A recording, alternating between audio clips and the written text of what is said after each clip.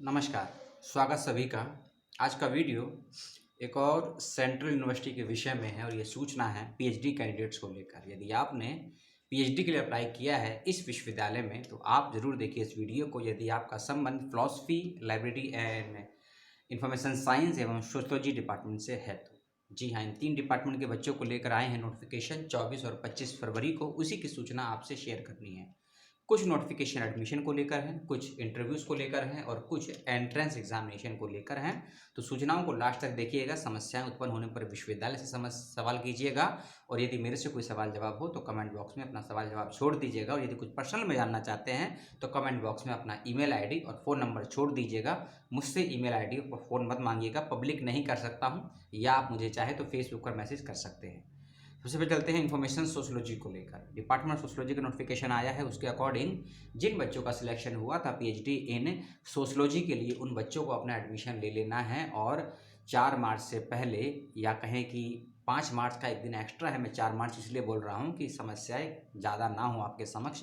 4 मार्च तक अपनी fees slip की कॉपी विभाग में आपको जमा करनी है या ईमेल के माध्यम से भेज देनी है। इस बात का ध्यान रखिएगा क्योंकि ऑनलाइन प्रोसेस है सारा फ़ीस का। तो फ़ीस जमा करके फ़ीस का प्रूफ जो भी आपके पास है, या ऑनलाइन जमा करिए, ऑफलाइन जमा करिए, उसका प्रूफ आप विश्वविद्यालय जमा कर दीजिएगा या ईमेल से भेज दीजिएगा।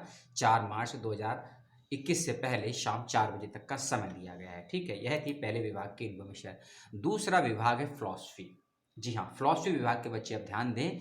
8 मार्च सुबह 11 बजे 8 मार्च सुबह 11 बजे डिपार्टमेंट ऑफ फिलॉसफी में जिन बच्चों का चयन हुआ है एंट्रेंस एग्जामिनेशन के लिए, उन सभी बच्चों की प्रवेश परीक्षा है इस दिन और इस समय।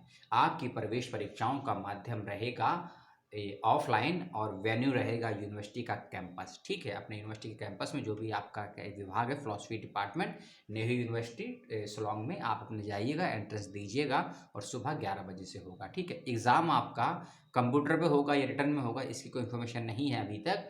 उसकी जानकारी आपको ऑन द स्पॉट जाके मिलेगी। अब तारीख है 9 मार्च की। 8 मार्च को एग्ज़ाम है, अगले दिन 9 मार्च को आपका होना है इंटरव्यू। समय वही है, यानी कि 8 मार्च को एग्ज़ाम, 8 मार्च की शाम या 9 मार्च की या 8 मार्च की रात्रि तक आपको उसका रिजल्ट भी मिल जाएगा और 9 मार्च को आपका इंटरव्यू होगा। इस बात का ध्यान रखिएगा। और जिन बच्चों का सिलेक्शन हुआ है एंट्रेंस एग्जामिनेशन के लिए, उन बच्चों की सूची आई है वेबसाइट पर। मैं वेबसाइट का लिंक आपको दे दूंगा, आप वहाँ से जाके अपने नाम वगैरह चेक कर लीजिएगा। अगला और तीसरा डिपार्टमेंट है department of library and information science.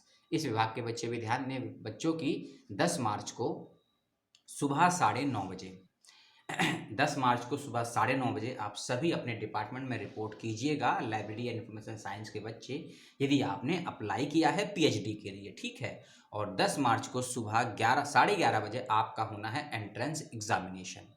जी हाँ, 10 मार्च को सुबह 9:30 बजे पहुँचना है आपको। आपके डॉक्यूमेंट्स का वेरिफिकेशन होगा, आपको एडमिट कार्ड वगैरह दिया जाएगा और उसके बाद 10 मार्च को ही सुबह 11 बजे से आपका एंट्रेंस एग्जामिनेशन होना है, जो कि 1 घंटे का होगा। इस बात का ध्यान रखिएगा। और 10 मार्च की शाम तक आप सभी का रिजल्ट भी आ जाएगा और अगले दिन यानी कि 11 मार्च को आपका इंटरव्यू होना है। इस बात का ध्यान रखिएगा। अब डिपार्टमेंट ऑफ सोशोलॉजी हो और डिपार्टमेंट ऑफ ये लाइब्रेरी साइंस हो, ठीक है, दोनों ये डिपार्टमेंट ऑफ फिलॉसफी और डिपार्टमेंट ऑफ लाइब्रेरी साइंस, दोनों ही विभाग के बच्चे कुछ बातों का ध्यान रखिएगा जो मैं आपको बता देता हूँ। जब आप एंट्रेंस के क्वालिफाई होने के बाद इंटरव्यू के लिए जाएंगे तो क्या चीज़ें साथ लेकर जाएं, उसको पहले सुन लीजिए या कहीं लिख लीजिए या रिकॉर्ड कर लीजिए। अपने 10th से लेकर एमए तक के या एमफिल यदि करा है, नेट क्वालिफाई यदि है, ये सभी डॉक्यूमेंट्स साथ लेकर जाइएगा, ओरिजिनल भी फोटोकॉपी भी। फोटोकॉपीज को सेल्फ अटैच कर लीजिएगा।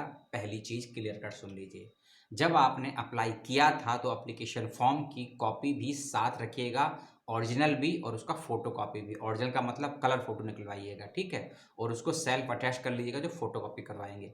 अपना एक आइडेंटिटी प्रूफ साथ में रखिएगा जिसमें 3 चीज़ें होना बेहद ज़रूरी है। आपका फ़ोटो क्लियर होना चाहिए, आपका डेट ऑफ बर्थ क्लियर होना चाहिए और आपका एड्रेस क्लियर होना चाहिए। इस बात का ध्यान रखिएगा। अपना एक आइडेंटिटी प्रूफ साथ रखिएगा और एडमिट कार्ड की कॉपी साथ रखिएगा। एंट्रेंस एग्जामिनेशन का जो रिजल्ट आएगा उसकी फ़ोटो खींच के साथ रखिएगा, उसका प्रिंट आउट निकलवा लीजिएगा। ठीक है, इन बातों का विशेष रूप से ध्यान रखिएगा और यदि आप अब्सेंट रहते हैं तय तारीख तय समय पर तो दोबारा मौका नहीं मिलेगा इंटरव्यू देने का। चाहे आपकी जो मेहनत है सारी खराब हो जाएगी एंट्रेंस में क्वालिफाई होने के बाद। तो यह थी इन्फॉर्मेशन नेहरू यूनिवर्सिटी के इन 3 डिपार्टमेंट को लेकर और department of philosophy, sociology and librarian information science को लेकर जो सूचनाएं आपको दी मैंने, तो उसको लेकर कुछ सवाल समस्या हो तो सवाल कमेंट बॉक्स में छोड़ दीजिएगा और सबसे पहले यूनिवर्सिटी से संपर्क कीजिएगा सवालों की समस्याओं के समाधान के लिए। आपसे मिलता हूं अगले वीडियो में किसी और दिन किसी और समय। तब तक के लिए अपना और अपनों का ध्यान रखिएगा और पीएचडी एडमिशन्स लेने के बाद ऑर्डिनेंस को ज़रूर पढ़िएगा। जिस विश्वविद्यालय से आप पीएचडी कर रहे हैं, बिना ऑर्डिनेंस का मतलब होती है नियमावली।